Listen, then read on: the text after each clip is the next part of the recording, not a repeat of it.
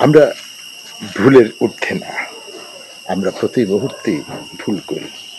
সেই ভুলটা শিশুর সামনেও, শিশুর চোখেও সেই ভুলটা ধরা পড়ে যায়।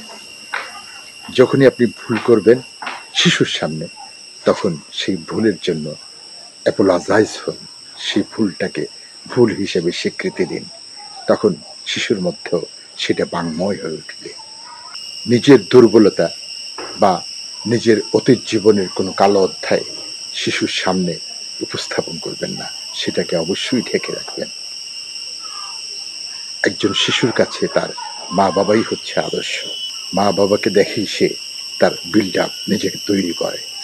সুতরাং আপনার মধ্যে যদি সেই কালিমা থাকে, সেটাকে অতীত কালিমা, সেটাকে দূরে রাখুন। আর তার সামনে সেরকম কালিমাযুক্ত কিছু করা, সেটা তো মহা অন্যায়। তার মানে আপনি আপনার শিশুকে হারিয়ে ফেলছেন। পৃথিবীর প্রতিটি শিশু সুন্দর সুস্বাস্থ্যের অধিকারী হয়ে আগামী প্রজন্মকে নেতৃত্ব দিক, সেই শুভকামনায় ধন্যবাদ।